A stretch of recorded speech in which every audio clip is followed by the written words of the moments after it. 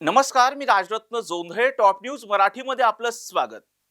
मसाजोगचे सरपंच संतोष देशमुख यांची निर्घुणपणे हत्या करण्यात आली. या हत्येचे पडसाद विधिमंडळाच्या हिवाळी अधिवेशनातही उमटले आणि त्याचबरोबर देशाच्या संसदेमध्येही उमटल्याचं पाहायला मिळालं.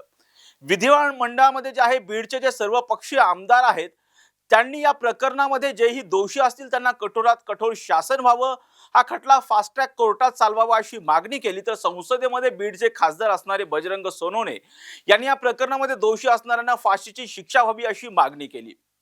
हत्येचं प्रकरण घडल्याच्या नंतर तब्बल 22 दिवसाच्या नंतर खंडणीतला आरोपी असणारा वाल्मिक कराड पुण्यात सीआयडीला शरण आला. तर आज आपण पाहतो की आज पहाटे या प्रकरणामध्ये, हत्येच्या प्रकरणामध्ये जे 3 फरार आरोपी होते त्यापैकी 2 आरोपींना आज पहाटे पोलिसांनी पुण्यातून अटक केली.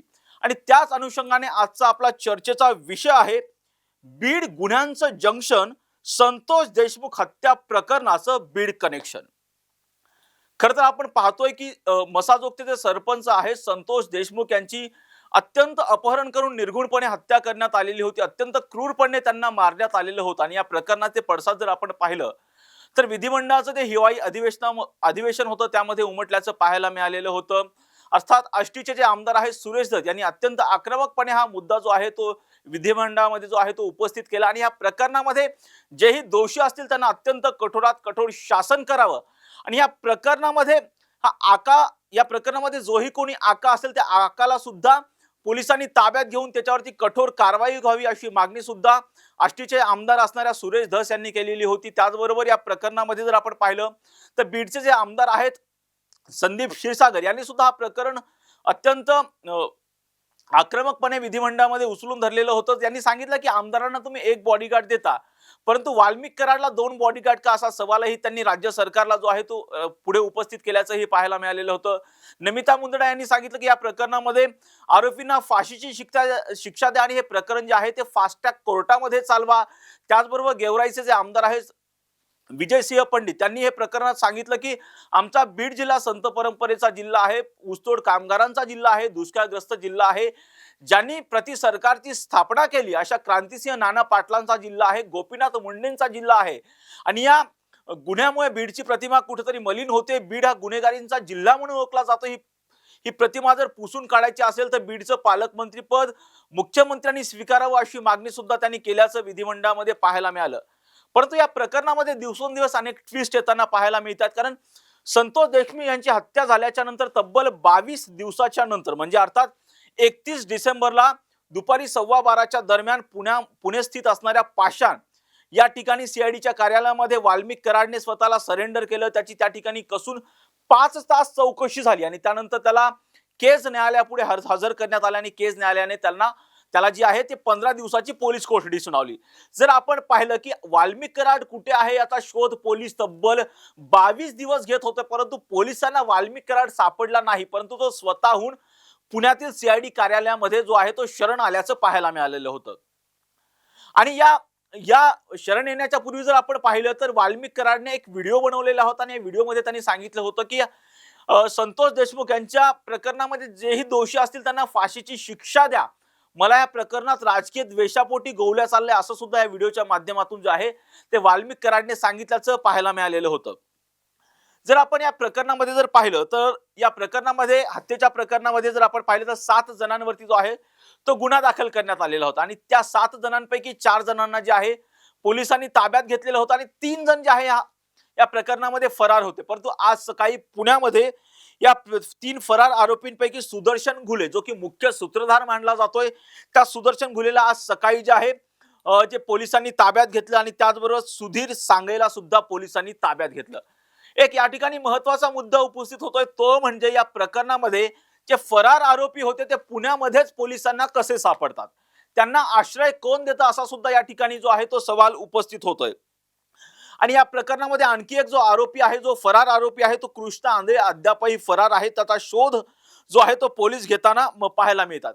आणि या ठिकाणी महत्वाचा मुद्दा जो उपस्थित केलाय अर्थात संतोष देशमुख यांचे जे बंधू आहेत धनंजय देशमुख यांनी मोठा प्रश्न उपस्थित केलाय की हे सगळे जे आरोपी आहेत या हत्या प्रकरणातील आरोपी असतील, खंडणीतील जे आरोपी असतील, हे सगळे आरोपी बीड मध्ये अर्थात हे सगळे आरोपी जे आहेत ते पुण्यामध्येच कसे सापडतात, त्यांना आश्रय कोण देतं असा सुद्धा सवाल जो आहे धनंजय देशमुख जे की सरपंच संतोष देशमुख यांचे बंधू आहेत त्यांनी उपस्थित केल्याचं पाहायला मिळतं. आणि त्याचबरोबर या ठिकाणी जे बारामतीच्या खासदार आहेत राष्ट्रवादी काँग्रेस पार्टी शरदचंद्र पवार पक्षाच्या ज्या खासदार आहेत सुप्रिया सुळे यांनी सुद्धा एक मुद्दा उपस्थित केलाय की बीड प्रकरणातील आरोपी पुण्यातच कसे सापडतात, या प्रकरणाचं पुणे कनेक्शन कसं समोर येते असा सुद्धा तो सवाल जो आहे खासदार सुप्रिया सुळे यांनी उपस्थित केलेला आहे. तर कुठेतरी या प्रकरणामध्ये मनोज जरांगे पाटील जे आहेत त्यांनी सुद्धा हे प्रकरण अत्यंत आक्रमकपणे लावून धरलेलं होतं. त्या मनोज जरांगे पाटील सुद्धा यांनी एक प्रश्न उपस्थित केला आहे की या प्रकरणामधून सुटण्यासाठी सामूहिक कट रचला जातोय का असा सवाल सुद्धा मनोज जरांगे पाटील यांनी उपस्थित केलाय. आणि कुठला तरी मंत्री या प्रकरणाला खतपाणी घालतोय का अशी शंका सुद्धा मनोज जरांगे पाटील यांनी एकंदरीत उपस्थित केल्याचं पाहायला मिळतंय. खरं तर या प्रकरणामध्ये बीड प्रकरणाचं जे हत्येचं प्रकरण आहे, खंडणीचं प्रकरण आहे, त्याचं कुठंतरी आता पुणे कनेक्शन उघडकीस येताना पाहायला मिळते. कारण या प्रकरणामध्ये खंडणीमधला जो फरार आरोपी होता तो वाल्मिक कराड जो पुण्यामध्ये सीआयडीला शरण आला, त्याला पुण्यामध्येच अटक केली सीआयडी आणि त्यानंतर त्याला केस न्यायालयापुढे सादर केलेलं होतं, हजर करण्यात आलेलं होतं. कारण हाच वाल्मिक कराड तब्बल 22 दिवस फरार होता.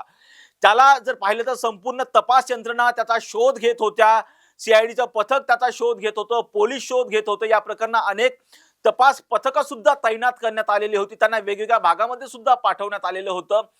परंतु या प्रकरणामध्ये वाल्मिक कराड फरार होता, त्याला पोलिसांनी अटक केलेली नाही. तो स्वतःहून सीआयडी पुढे शरण आला.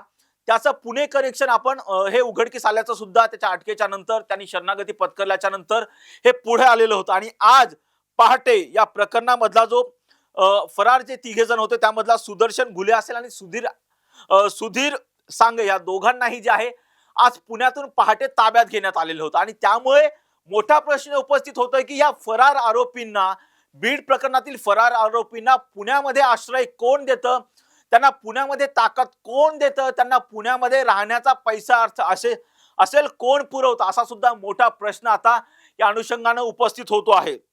जर आपण या प्रकरणामध्ये जर संपूर्ण एकंदरीत पाहिलं तर हत्येच्या प्रकरणामध्ये 7 जणांवरती गुन्हा दाखल झालेला आहे. त्यापैकी जे आहे 6 आरोपींना जे अटक करण्यात आलेली आहे. अजूनही या प्रकरणामधला एक आरोपी फरार आहे, त्याच्या शोधामध्ये पोलिसांची पथकं जी आहेत ती रवाना करण्यात आलेली आहेत असं हे एकंदरीत पाहायला मिळत आहे. आणि याच प्रकरणामध्ये आपण जर आणखी पाहिलं तर मनोज जरांगे पाटील यांनी इशारा दिलेला आहे की आज महत्वाचं म्हणजे आज परभणीमध्ये सुद्धा आक्रोश मोर्चा निघालेला होता. या आक्रोश मोर्चामध्ये सर्व पक्ष जे आहेत आमदार सुद्धा सहभागी झाल्याचं पाहायला मिळालेलं होतं.